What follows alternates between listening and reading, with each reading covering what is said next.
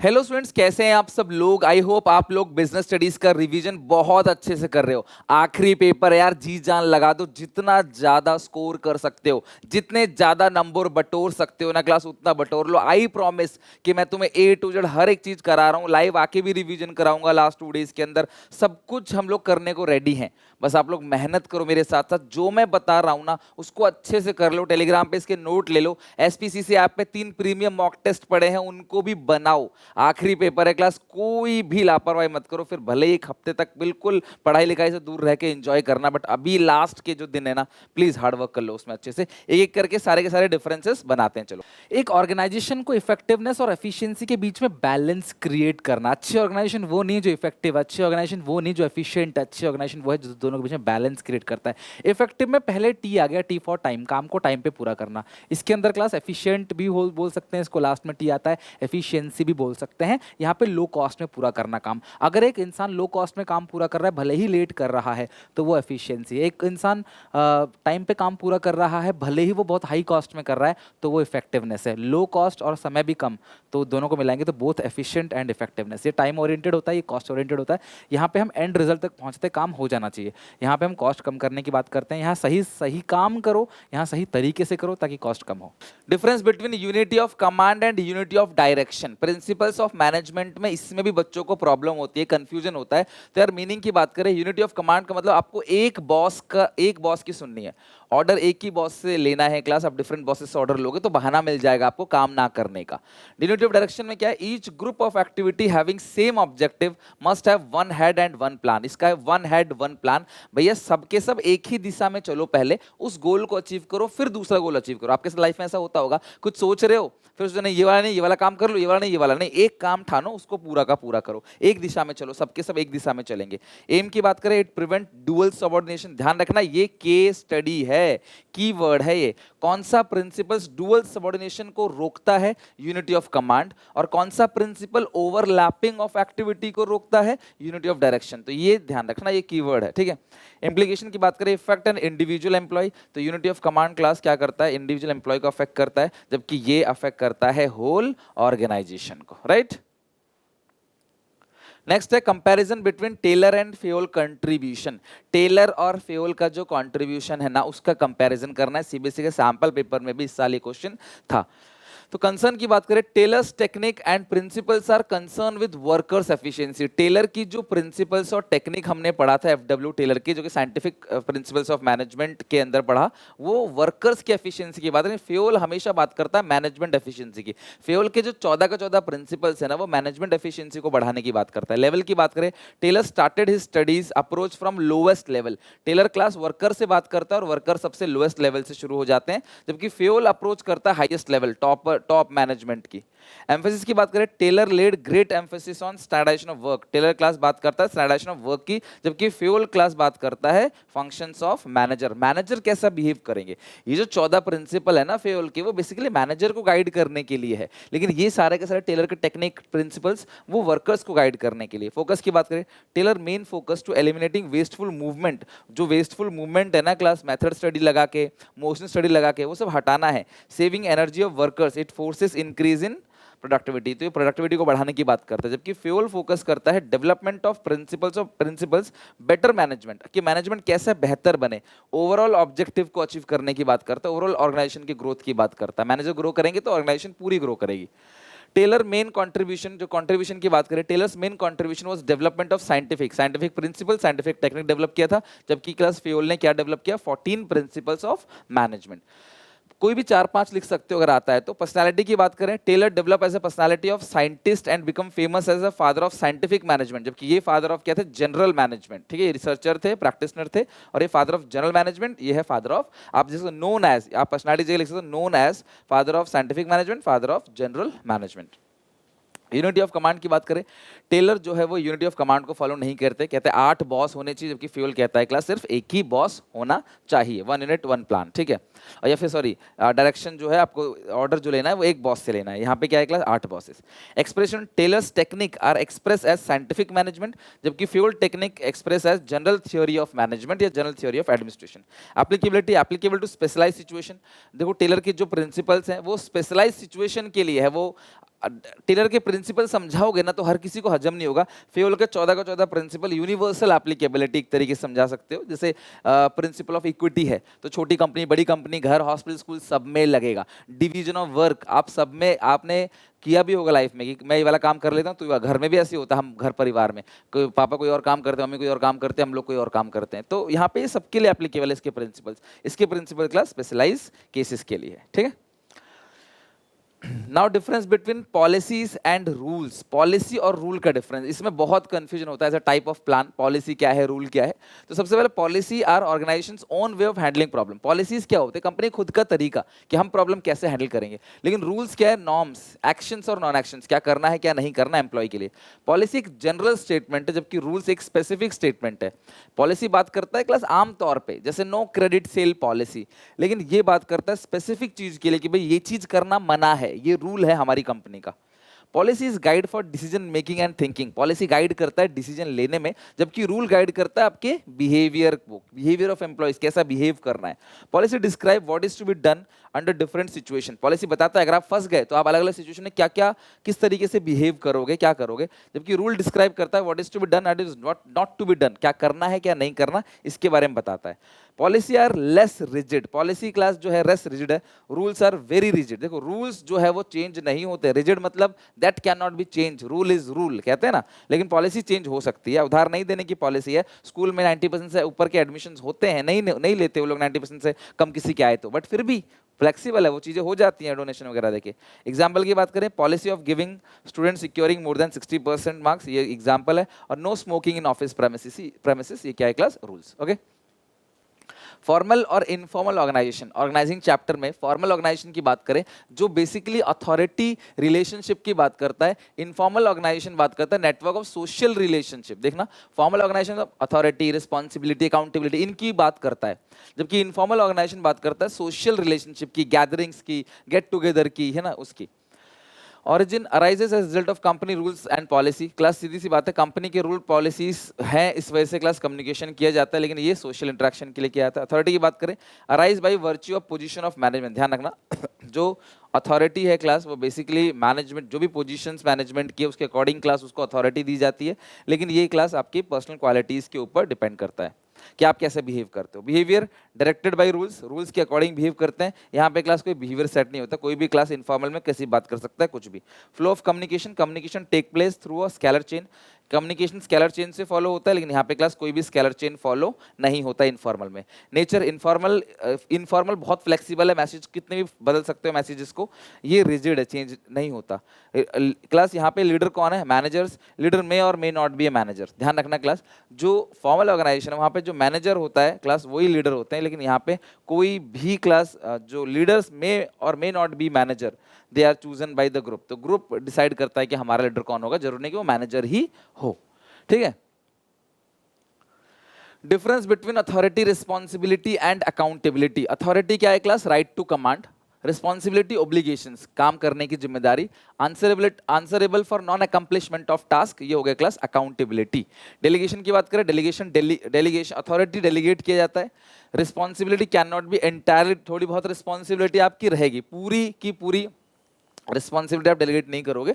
और अकाउंटेबिलिटी बिल्कुल भी डेलीगेट नहीं कर सकते, अकाउंटेबिलिटी आप ही की रहेगी। Origin arise from formal position, ये भी फॉर्मल पोजीशन से अराइज होता है। अराइज फ्रॉम डेलीगेटेड, रिस्पॉन्सिबिलिटी कैसे आता है, जब हमें कोई काम डेलीगेट करता है, और जब हमें कोई रिस्पॉन्सिबिलिटी देगा तो हमारी अकाउंटेबिलिटी अपने आप बन जाएगी आंसर देने की। क्लास फॉलोज, ठीक है। फॉलोज की बात करें, फ्लोज, ठीक है। तो फ्लोज की बात करें, flows downward from superior subordinate, authority ऊपर से नीचे आता है। रिस्पॉन्सिबिलिटी क्लास कहाँ जाता है, अपवर्ड फ्रॉम सबऑर्डिनेट, नीचे से ऊपर जाता है। अकाउंटेबिलिटी भी क्लास नीचे से ऊपर जाते हैं, दोनों आपको बिल्कुल सेम दिखेंगे, बस अथॉरिटी ऊपर से नीचे आता है, पावर ऊपर से जाता है। हम ऊपर वाले के लिए अकाउंटेबल भी हैं और रिस्पॉन्सिबल भी हैं, हमारे टॉप, हमारे ऊपर जो है।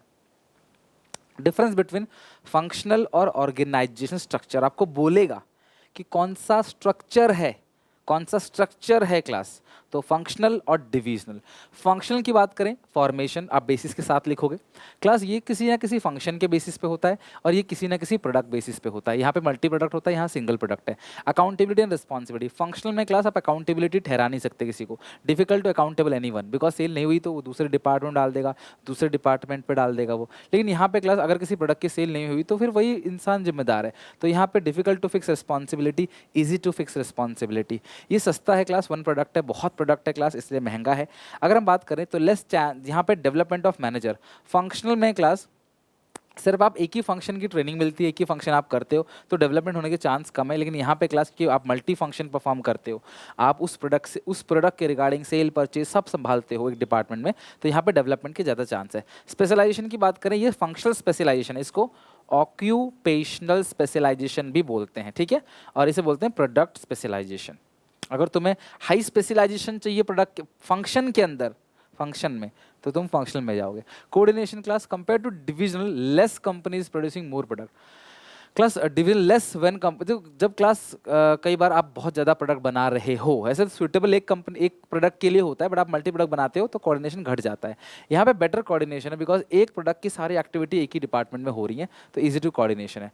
Autonomy of operation, less autonomy of action, यहाँ ऑटोनॉमी ऑफ एक्शन, ठीक है, ऑपरेशन एक ही बात है। यहाँ लेस ऑटोनॉमी है, यहाँ पे मोर ऑटोनॉमी है। अगर बात करें सुटेबल की, तो ये ऑल टाइप ऑफ ऑर्गेनाइजेशन के लिए सुटेबल है, और ये उसके लिए सुटेबल है जो डाइवर्सिफाई फॉर्म है, जो एक से ज़्यादा प्रोडक्ट बनाते हैं। बेसिकली आप ध्यान रखना, फंक्शन में production, sales, purchase, marketing, HR, finance, इनकी बात करेगा तो वो फंक्शनल है। और कई सारे प्रोडक्ट बना रही है कंपनी, 2-4 प्रोडक्ट और बनाना चाहती है, एक एक्स्ट्रा प्रोडक्ट बनाना चाहती है, बिजनेस को डाइवर्सिफाई करना चाहती है, सब भाषा लिखी होगी तो डिविजनल। डेलीगेशन, डिसेंट्रलाइजेशन, ध्यान से अच्छे से समझना, यहाँ पे लिमिटेड स्कोप है और ये लार्ज स्कोप और वाइडेड स्कोप है। यहाँ पे दो लोगों के बीच, दो लेवल के बीच अथॉरिटी का शेयर होता है, यहाँ पे मल्टी लेवल के बीच अथॉरिटी का शेयर होता है, तो ये डिफरेंस आप ध्यान रखना। डेलीगेशन नेसेसरी है, डिसेंट्रलाइजेशन नॉट। डेलीगेशन का एक्सटेंशन डिसेंट्रलाइजेशन है। डेलीगेशन का मेन पर्पज है लोड कम करना, कि भैया अपना वर्कलोड कम करने के लिए काम दे दिया। यहाँ का मेन पर्पज है equal distribution of authority in every level of management, और सब लोगों को मिलजुल काम करना है। अगर मैं बात करूँ सिग्निफिकेंस की, delegation is important function but it is a routine. ध्यान रखना, डेलीगेशन जो है वो रूटीन फंक्शन है, जबकि डिसेंट्रलाइजेशन क्या है, वन टाइम डिसीजन। ध्यान रखना, डेलीगेशन बार बार होता है ऑर्गेनाइजेशन में, रूटीन, लेकिन ये वन टाइम डिसीजन है, बार बार नहीं होता, ठीक है। फ्रीडम ऑफ एक्शन, डेलीगेशन के अंदर फ्रीडम ऑफ एक्शन जो है कम है, बिकॉज तुम्हारे बॉस ने तुमको पावर दिया है, तुम्हारे सर पे बैठा है, वो देख रहा है तुमको, ठीक है। यहाँ पे बहुत सारे लोगों को पावर बांटा गया है टॉप लेवल मैनेजर्स द्वारा, तो क्लास सबको आप देख नहीं सकते, तो यहाँ फ्रीडम ऑफ एक्शन थोड़ा ज़्यादा है। In decentralisation there is more freedom, आप इतना ध्यान रखना, इधर उधर की बातें छोड़ो। लेकिन यहाँ पे क्या, in process of delegation the manager pass the authority to the responsibility to subordinate, and after that there is a constant and continuous supervision by the manager. एक ही बंदे को दिया है, तुम नजर रखोगे क्लास, तो यहाँ पे लेस फ्रीडम ऑफ एक्शन। अगला स्कोप, ये नैरो स्कोप है, वाइडर स्कोप है। रिस्पॉन्सिबिलिटी, डेलीगेशन हर एक मैनेजर की रिस्पॉन्सिबिलिटी है, लेकिन डिसेंट्रलाइजेशन का काम किसका होता है, टॉप लेवल का। ध्यान रखना, अगर टॉप लेवल मैनेजर पावर को बांट रहा है तो वो डिसेंट्रलाइजेशन है, और हर एक मैनेजर कर रहा है तो वो डेलीगेशन है।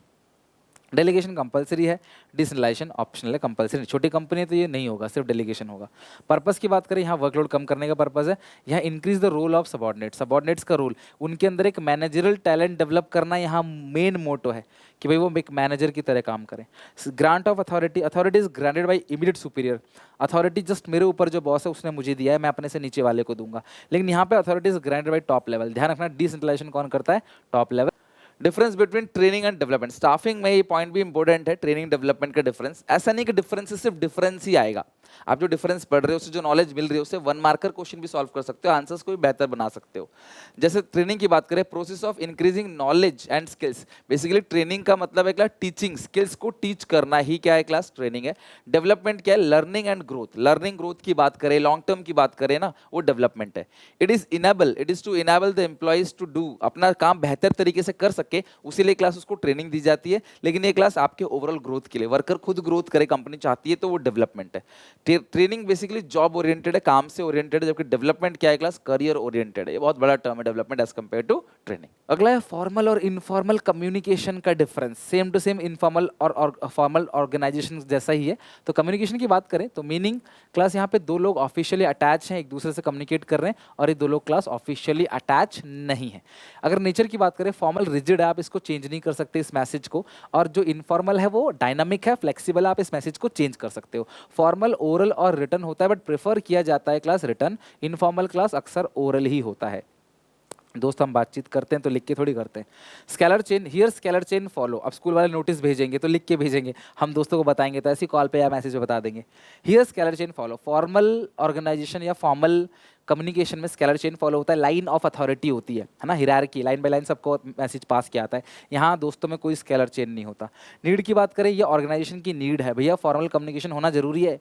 अब स्कूल जाते हो, हंसी मजाक गपशप करते हो, ठीक है, बट पढ़ाई भी जरूरी है, तो ये जरूरी है, ऑर्गेनाइजेशन की नीड है। लेकिन ये आप इंडिविजुअल की नीड है, आप कंपनी में काम करते हो, गपशप करना, गॉसिप्स हो गया, गेट टुगेदर करना, गेम्स खेलना, है ना, वीकेंड पार्टीज हो गया, ऐसी सारी चीज़ें होती हैं, तभी तो माइंड फ्रेश होगा। तो 8 घंटे सिर्फ काम काम काम कौन करेगा भाई, नहीं हो सकता। पर्पस की बात करें, टू अचीव ऑर्गेनाइजेशन ऑब्जेक्टिव, इसका मेन पर्पस ऑर्गेनाइजेशन का ऑब्जेक्टिव अचीव करना है। इसका है क्लास वर्कर को साइकोलॉजिकल सेटिस्फेक्शन देना। आप अगर 8 घंटे पढ़ते रहोगे ना पागल हो जाओगे, तो आपको बीच में ब्रेक चाहिए, ठीक है, आपको बीच में ब्रेक चाहिए, आप बीच में थोड़ा फ्री होते हो, क्लास थोड़ा इंस्टाग्राम चलाते हो, रील्स देखते हो, दोस्तों से बातें करते हो, क्लास घूमते फिरते हो, टहलते हो, गेम खेलते हो, जो भी तुम XYZ करते हो या सो जाते हो, तो वो जरूरी है, क्लास साइकोलॉजिकल सेटिस्फेक्शन देता है। फिक्सेशन ऑफ रिस्पॉन्सिबिलिटी, देखो यार फॉर्मल कम्युनिकेशन में क्लास पता होता है कि इन्फॉर्मेशन कहाँ से आई है, तो रिस्पॉन्सिबिलिटी उस इंसान की जिसने इन्फॉर्मेशन दिया है। इनफॉर्मल में क्या होता है, र्यूमर्स फैलते हैं, तो आप रिस्पॉन्सिबिलिटी फिक्स नहीं कर सकते। तेरे को किसने बताया, उसने, उसे किसने बताया, किसने, उसे किसने बताया, किसने। जैसे व्हाट्सएप पे मैसेज सर्कुलेट होते हैं ना, फेक मैसेजेस, उसी तरीके से क्लास कहाँ से आया पता नहीं। अभी देखना, रिजल्ट आने से पहले एक फेक नोटिस आएगा, रिजल्ट इस डेट को इतने बजे आ रहा है, हर जगह फैल जाएगा, किसने फैलाया नहीं पता, फिर CBSE नोटिस जारी करेगी कि भैया ये फेक है, ठप्पा लगा के।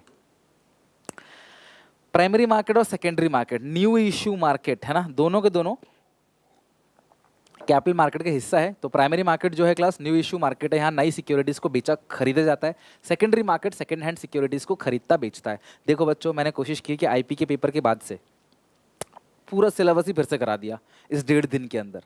इस 1.5 दिन के अंदर पूरा सिलेबस ही फिर से करा दिया क्लास। 25 से ज़्यादा वीडियोस क्लास लगभग आई, 25 से ज़्यादा ही है। 1.5 दिन के अंदर मैंने पूरी कोशिश की आपका 0 ट्रेंड हो जाए। अकाउंट्स में और ज़्यादा मेहनत करूंगा और घोट दूंगा खुद को, बस तुम सपोर्ट बनाए रखना, अपना प्यार, अपना कमेंट, इतने अच्छे अच्छे कमेंट करते हो क्लास, रियली वही मुझे मोटिवेशन देता है काम करने का। Issued by, securities are issue by company. सुनो मेरी बात, प्राइमरी में क्लास नई सिक्योरिटी बेचा आता है, सेकंड हैंड सिक्योरिटी। मैं गया कंपनी के पास, शेयर लेके आया प्राइमरी मार्केट, फिर मैंने अपने दोस्त को बेचा सेकेंडरी मार्केट, उसने अपने भाई को बेचा सेकेंडरी मार्केट। यहाँ सिक्योरिटी कंपनी इशू करते हैं, एक इन्वेस्टर दूसरे इन्वेस्टर को सिक्योरिटी ट्रांसफर करता है। क्लास प्राइमरी मार्केट का कोई फिक्स ज्योग्राफिकल लोकेशन नहीं है, सेकेंडरी मार्केट का ज्योग्राफिकल लोकेशन भी है, प्लस सुबह 9:15 से 3:30 तक स्टॉक मार्केट चालू रहता है। यही स्टॉक मार्केट है। यहाँ पे कोई भी कंपनी एंट्री कर सकती है, लेकिन यहाँ पे सिर्फ लिस्टेड कंपनी एंट्री करती है। लिस्टेड कंपनी का मतलब जिनको क्लास सोच समझ के कंपनी ने अपनी लिस्ट में डाला है, जिनकी फाइनेंशियल साउंडनेस चेक करके, जिनके रिपोर्ट्स को चेक करके, जिन्होंने क्लास कंपनी के फॉर्मेलिटीज़ पूरी करके जो लिस्टिंग की फॉर्मेलिटीज़ है उसको आए हैं। मतलब बड़ी कंपनी, अच्छी कंपनी जो डूबेंगे नहीं या जो घाटा नहीं करेंगे, मतलब ऐसा तो नहीं कह सकते डूबेंगे नहीं, बट जनरली अच्छी कंपनी। प्राइसिंग ऑफ सिक्योरिटी, नई इशू है, कंपनी शेयर इशू करती है, कोई फिक्स ज्योग्राफिकल लोकेशन नहीं है, सारी कंपनीज में एंटर कर सकती हैं। सिक्योरिटी का प्राइस मैनेजमेंट खुद फिक्स करेगी। यहाँ सिक्योरिटी का प्राइस शेयर मार्केट की डिमांड सप्लाई पे फिक्स होगा, जैसे अदानी का स्टॉक गिर गया था ना डिमांड सप्लाई खेल से, उसी तरीके से यहाँ लिस्टेड कंपनी आती है क्लास, और इसका फिक्स वर्किंग आवर होता है, लोकेशन भी होता है। कैपिटल मार्केट, मनी मार्केट में कैपिटल मार्केट की बात करूं तो क्लास किसके लिए होता है, बेसिकली कैपिटल मार्केट में लॉन्ग टर्म के लिए होता है, मीडियम और लॉन्ग टर्म फंड्स के लिए होता है capital market. Money market short term funds के लिए होता है। अगर पार्टिसिपेंट्स की बात करूं तो कैपिटल मार्केट में क्लास कौन कौन पार्टिसिपेंट्स है, financial institution, bank, foreign investors, retail investor. यहाँ पे भी सब कुछ है, बस फॉरेन इन्वेस्टर और रिटेल इन्वेस्टर नहीं है। They are called participants in primary money market और capital market. Medium term long term, इस किसका है क्लास, शॉर्ट टर्म। इंस्ट्रूमेंट की बात करें, equity share, preference shares, bond, debentures. यहाँ पे treasury bills, commercial bill, commercial paper, certificate of deposit, ठीक है। लिक्विडिटी, लेस लिक्विड क्योंकि लंबे समय के लिए है, और ये हाई लिक्विड है क्योंकि शॉर्ट टर्म के लिए। मोर रिस्क बहुत है और रिटर्न भी बहुत है, यहाँ रिस्क भी कम है और रिटर्न भी कम है। रिक्वायरमेंट, ये फिक्स कैपिटल रिक्वायरमेंट के लिए होता है और ये वर्किंग कैपिटल रिक्वायरमेंट के लिए। कितना सिंपल है, long term, short term, fix capital, working capital, more risk more gain, less risk less gain, less liquid high liquid. लो यहीं पे ही याद हो गया क्लास सारा का सारा, ठीक है। अच्छा, एडवर्टाइजिंग और पर्सनल सेलिंग। नॉन पर्सनल है एडवर्टाइजिंग, टीवी पे आ रहा है बस, नॉन पर्सनल। घर जाके आदमी बेच रहा है सामान तो पर्सनल। सोफिस्टिकेटेड मशीन के लिए, कस्टमाइज मशीन के लिए होता है। जनरल प्रोडक्ट के, FMCG गुड्स के लिए होता है, fast moving consumer goods, ration, घर में जो आता है उसके लिए घर आके नहीं देगा बंदा, पर्सनली कंपनी नहीं बेचेगी आके, ठीक है। अब अमेजोन वाला घर आके दे रहा है तो उसे पर्सनल सेलिंग मत समझ बैठना एक तरीके से। It is an impersonal form of communication, it is an personal form of communication. Flexibility की बात करें, less flexible, standardise message are used. Standardise message, एक स्टैंडर्ड मैसेज है, आप चेंज नहीं कर सकते, लेकिन यहाँ पे फ्लेक्सिबल मैसेज है, आप चेंज कर सकते हो। कस्टमर की जैसी नीड है उसके हिसाब से आप मैसेज को चेंज कर सकते हो। ये मास लाखों लोगों तक पहुँचता है, यहाँ पे का कुछ ही लोगों तक आप पहुँच सकते हो। कॉस्ट की बात करें, पर पर्सन कॉस्ट बहुत कम है, बिकॉज आप टीवी में ऐड एक बार डालते हो करोड़ों लोग देख लेते हैं, कितनों के घर चले जाओगे तुम, तो यहाँ पर पर्सन कॉस्ट बहुत ज़्यादा, एक पर्सन अलग से दिहाड़ी लेगा तुम्हें तुम्हारे घर जाने की, है ना। कवरेज, अगर तुम्हें शॉर्ट टर्म में पूरी मार्केट को जल्दी कैप्चर करना है, कम से कम अगर मेरा कोई बैच लॉन्च हो रहा है तो मैं क्लास टीवी पे न्यूज़पेपर में ऐड दूंगा तो सबको पता चल जाएगा। मैं घर घर जाके बताऊंगा तो साल लग जाएगा पूरा का पूरा, पता तब भी नहीं चलेगा। तो यहाँ पे लॉन्ग टाइम लगता है क्लास मार्केट को कवर करने में। ओके, यहाँ पे क्लास रेडियो टीवी न्यूज़पेपर का यूज़ होता है, मास मीडिया का। यहाँ पे ऐसा कोई मास मीडिया नहीं, सीधे घर जाके यूज़ करते हैं। यहाँ पे कोई फीडबैक नहीं आता, ये क्लास एक है डीमेरिट इसका, कोई फीडबैक नहीं है। यहाँ पे क्लास फीडबैक आता है कि भाई अच्छा सामान नहीं ले रहे, कोई बात नहीं, बता दो रीज़न क्या है। ये है क्लास कस्टमर जो स्टैंडर्डाइज प्रोडक्ट है उसके लिए है, लेकिन ये कस्टमाइज प्रोडक्ट के लिए, जो क्लास स्पेशल प्रोडक्ट है ना, कस्टमाइज प्रोडक्ट, ये उसके लिए है। ओके, अब ये बहुत इंपॉर्टेंट है, वीडियो एंड तक तभी कहता हूँ देखने के लिए क्योंकि ये बहुत ज़्यादा इंपॉर्टेंट है और क्लास इससे कल क्वेश्चन पेपर में देखने को मिल सकता है। डिफरेंस भले ही ना आए, लेकिन कौन कौन है ये सब क्लास आपको जरूर पता होना चाहिए, that is very much important, ठीक है। सुनना मेरी बात, देखो कॉम्पोजिशन, डिस्ट्रिक्ट फॉरम स्टेट, अगर तुम्हारे साथ धोखाधड़ी हुई है ना, फ्रॉड हुआ है, तुम कंप्लेन फाइल करोगे डिस्ट्रिक्ट फॉरम में। सुनो मेरी बात, डिस्ट्रिक्ट फॉरम की बात करें, यहाँ पे एक प्रेसिडेंट है, 2 अदर मेंबर है, एक जो है वुमेन होनी चाहिए। यहाँ पे भी क्लास एक प्रेसिडेंट है, 4 मेंबर हैं और इसमें से एक वुमेन होनी चाहिए। यहाँ पे भी एक प्रेसिडेंट है और 4 मेंबर और एक वुमेन होनी चाहिए। यहाँ पे दोनों एक प्रेसिडेंट, 2 मेंबर, 4 मेंबर, 4 मेंबर, सब में एक वुमेन होनी जरूरी है, ठीक है, ताकि महिलाओं की बात को समझ सके वो बेहतर तरीके से। हु कैन बी प्रेसिडेंट, यहाँ पे वर्किंग और रिटायर्ड जज ऑफ डिस्ट्रिक्ट कोर्ट, ठीक है। यहाँ पे वर्किंग और रिटायर्ड हाई कोर्ट और वर्किंग और रिटायर्ड सुप्रीम कोर्ट, 3 कोर्ट हो गया, डिस्ट्रिक्ट, हाई और supreme. Appointment of president, president appointed by the state government, ये प्रेसिडेंट कौन अपॉइंट करता है, स्टेट गवर्नमेंट। तो इतना ध्यान रखना, इनकी कमेटी तो होती है selection committee, but state government इनको अपॉइंट करता है। यहाँ पे प्रेसिडेंट जो है appoint by the state government, यहाँ भी स्टेट गवर्नमेंट है, लेकिन क्लास ये जो चीफ जस्टिस है हाई कोर्ट का उससे कंसल्ट करके लेते हैं, अपॉइंट करते हैं। यहाँ पे सेंट्रल गवर्नमेंट, तो state state central, selection committee, chief justice, और यहाँ पे क्लास जो सेंट्रल गवर्नमेंट है वो भी chief justice of India, CJI, right, CJI chief justice of India, हाल फिलहाल में चेंज हुए हैं, आपको पता होगा, ठीक है। ये हो गया, एक एक एक एक प्रेसिडेंट, 2 4 4, सब में एक women, appoint by district court, ये सॉरी वर्किंग रिटायर्ड जज डिस्ट्रिक्ट कोर्ट, यहाँ पे हाई कोर्ट, ये सुप्रीम कोर्ट, ये अपॉइंट बाय स्टेट गवर्नमेंट, ये भी स्टेट गवर्नमेंट, ये सेंट्रल गवर्नमेंट, सीजीआई, ये सीजीआई, ये हाई कोर्ट का सीजे, और ये क्लास सिलेक्शन कमेटी। मैंने डिटेल में बता दिया, बस इतना डिटेल में तुम्हें जानने की जरूरत नहीं है, मेंबर ध्यान रखना बस। जुरिडिक्शन ध्यान समझना, 1 करोड़ रुपए तक, 1 रुपए से लेके 1 करोड़, 0 में तो फिर कस्टमर ही नहीं हो आप, 0 का सामान खरीद के लाए तो फिर तो आप ग्राहक ही नहीं हो, कंज्यूमर ही नहीं हो, आप कंप्लीट फाइल ही नहीं कर सकते। 1 रुपए से लेके 1 करोड़, आपने कुछ सुना होगा हाल फिलहाल में एक मतलब न्यूज़ की, गौतम अडानी को मोदी जी ने 1 रुपए में जमीन दी थी, ठीक है। अब ये सच है झूठ है मैं इस पर कोई डिस्कशन नहीं कर रहा, मैं सिर्फ आपको एक लाइन दे रहा हूँ, ठीक है, कि गौतम अडानी 1 रुपए में। अब सवाल ये होता है कि सर 1 रुपए में मतलब पता नहीं कितना मीटर स्क्वायर फीट जो भी जमीन होती है, ठीक है, स्क्वायर मीटर जो भी XYZ होती है, मुझे नहीं पता, वो दिया था, तो 1 रुपए का इन्वॉल्वमेंट क्यों आया, ये सवाल आ सकता है कि यार हर जगह 1 रुपए का इन्वॉल्वमेंट क्यों आता है, 1 रुपए का 1 रुपए क्या है क्लास, क्योंकि 1 रुपए के बिना कोई अग्रीमेंट बन ही नहीं सकता। सेल्स ऑफ गुड्स एक्ट 1930 कहता है कि दो लोगों के बीच में तभी अग्रीमेंट होगा किसी भी चीज़ का जब उसमें क्लास मनी इन्वॉल्व होना चाहिए, तो मनी है ना 1 रुपए, ठीक है। तो 1 रुपए से लेके 1 करोड़ तक, अभी 1 करोड़ 1 रुपए, 1 करोड़ 1 रुपए से लेके 10 CR तक, 10 करोड़ का भी तो यहाँ पे, अब यहाँ पे 10 करोड़ से ज़्यादा, 10 करोड़ 1 रुपए से लेके क्लास अरबों खरबों तक। तो अगर मेरा सामान 1 रुपए का यहाँ जाऊँगा, मेरा सामान 5 रुपए का यहाँ जाऊँगा, 5 लाख का यहाँ, 9 लाख का यहाँ, 1 करोड़ का यहाँ, 1 करोड़ 1 रुपए का, तो फिर यहाँ पे 10 करोड़ का यहाँ पे, 10 करोड़ से ज़्यादा यहाँ पे, ठीक है। और अपील करेंगे क्लास को, वो अपील करेंगे, वो जाएंगे कोर्ट में जाके अपील करेंगे, वो लोग क्लास टेस्टिंग करेंगे, उसके बाद जज रिपोर्ट सुनाएगा। अगर उसकी जजमेंट से मैं खुश नहीं हूँ तो विद इन 45 डेज में यहाँ कंप्लेन फाइल कर सकता हूँ, और यहाँ से खुश नहीं हूँ तो विद इन 30 डेज के अंदर मैं यहाँ पे कंप्लेन फाइल कर सकता हूँ, लेकिन यहाँ से खुश नहीं हूँ तो मैं कुछ नहीं कर सकता। लेकिन जो इंसान मान लो यहाँ आ गया, मेरा सामान है मान लो 1.5 करोड़ का, मैं यहाँ आया, यहाँ से खुश नहीं, मैं 30 दिन के अंदर यहाँ कंप्लेन फाइल करूंगा। अगर यहाँ से खुश नहीं तो मैं कुछ नहीं कर सकता, मुझे घर जाना पड़ेगा, यही मेरे लिए फाइनल डिसीजन है। मेरा मेरा सामान है 12 करोड़ का, मैं यहाँ गया और मैं यहाँ से खुश नहीं हूँ तो मैं सुप्रीम कोर्ट जा सकता हूँ। यानी सुप्रीम कोर्ट जाने का एक ही रास्ता है क्लास, आप पहले नेशनल में जाओ फिर सुप्रीम कोर्ट में जाओ, और नेशनल में जाने का रास्ता एक ही है class, 10 crore. Thank you very much, आप लोगों ने क्लास वीडियो को एंड तक देखा। आई होप आप लोगों ने अच्छे से क्लास जितने भी डिफरेंसेस थे वो बना लिए हैं। और भी आपको कोई भी टॉपिक में डाउट हो, पूरे सिलेबस का कोई भी चीज अगर आप करवाना चाहते हो तो डेफिनेटली मुझे बताना, मैं क्लास उसकी वीडियो लेके आऊंगा आप लोगों के लिए। मेहनत करो, आखिरी पेपर है, दबा के सारे case studies, keywords, clue words, MCQ सब कुछ अच्छे से बना लो। जो जो मैं करवा रहा हूँ ना उसको बहुत अच्छे से बना लो। स्पेशली आपके 3 मॉक टेस्ट है, प्लीज बनाओ, लिखने की प्रैक्टिस करो, बीएसटी में केस स्टडी की प्रैक्टिस करो, उसी से सारे प्रैक्टिस, उसी से एमसीक्यू हो जाएगा, उसी से इंपॉर्टेंट क्वेश्चन हो जाएंगे। तो बिल्कुल भी इसको स्किप मत करना, ठीक है। चलो मिलते हैं नेक्स्ट वीडियो में, टेक केयर, बाय बाय।